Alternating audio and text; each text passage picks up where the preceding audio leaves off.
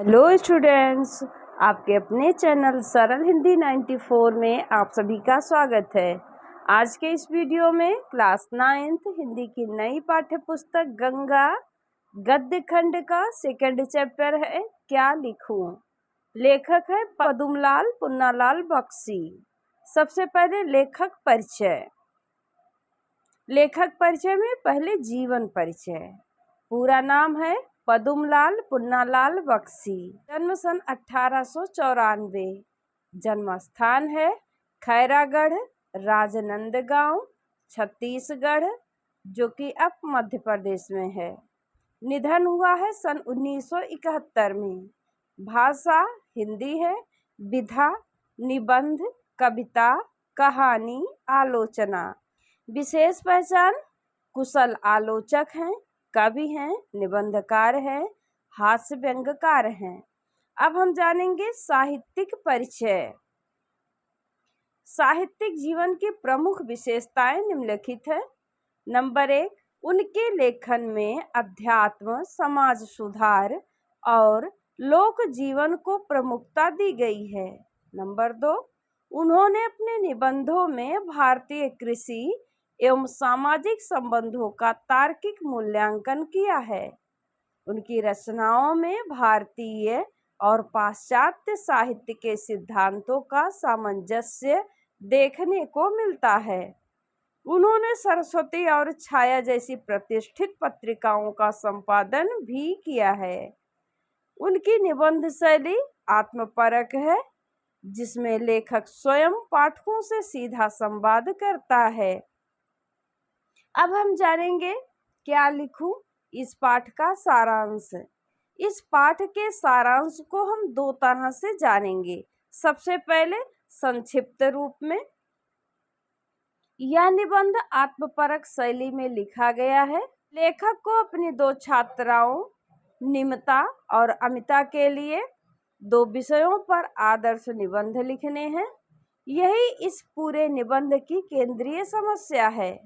इसी के इर्द गिर्द लेखक ने निबंध लेखन की समस्त प्रक्रिया को हास्यपूर्ण ढंग से उजागर किया है।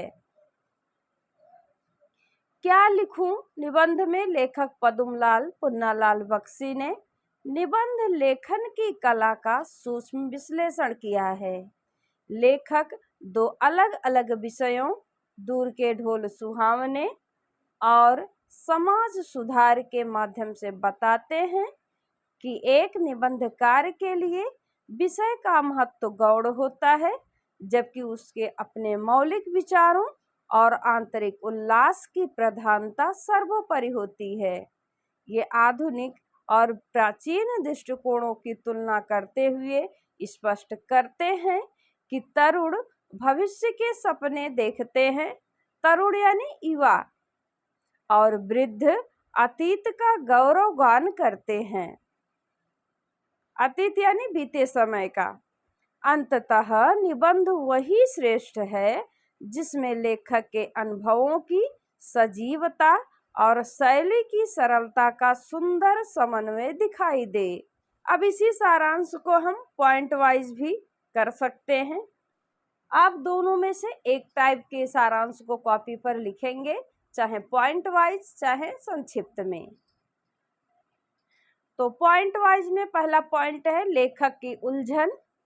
पाठ की शुरुआत लेखक की उस मानसिक दुविधा से होती है जब उनके दो परिचित बच्चे नमिता और अमिता उनसे निबंध लिखने की मांग करते हैं। एक बच्चा दूर के ढोल सुहावने और दूसरा समाज सुधार जैसे विषय पर निबंध लिखवाना चाहता है। नंबर 2, निबंध का उद्देश्य और कला। लेखक सोचते हैं कि किसी विषय की श्रेष्ठता या हीनता मायने नहीं रखती, बल्कि लेखक के अपने आंतरिक भाव और मौलिक विचार महत्वपूर्ण होते हैं। निबंध केवल सूचना या शब्दों का संग्रह नहीं है, बल्कि विचारों और भावनाओं का एक सुंदर मेल है। तीसरा पॉइंट है शैली और सामग्री। निबंध शास्त्र के अनुसार किसी भी अच्छे निबंध के दो प्रमुख अंग होते हैं, सामग्री यानी विषय वस्तु और शैली यानी प्रस्तुतिकरण का तरीका। उत्कृष्ट निबंध वही है जिसे लिखने से पहले लेखक मनन करके उसकी रूपरेखा तैयार करे और अपनी सरल स्पष्ट शैली का प्रयोग करे। अगला पॉइंट है पीढ़ियों का दृष्टिकोण। लेखक वृद्धों यानी बुजुर्गों और युवाओं यानी तरुणों के दृष्टिकोण में अंतर बताते हैं। तरुणों के मन में भी भविष्य के सुनहरे सपने और उत्साह होते हैं, जबकि वृद्ध अपने अनुभवों से अतीत का गौरवगान करते हैं।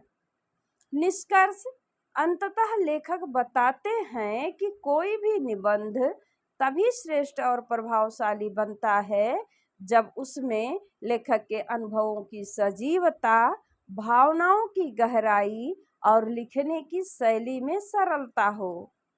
यह पाठ हमें यह सिखाता है कि लिखने के लिए शब्दों को रटने से ज़्यादा अपने मन के भावों को स्वतंत्र और तार्किक रूप से व्यक्त करना आवश्यक है।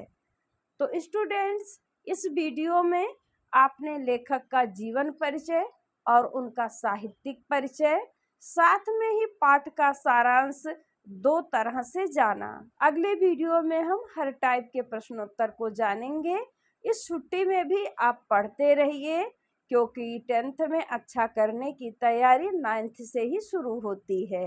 आप पढ़ते रहिए, व्यस्त रहिए। Bye bye.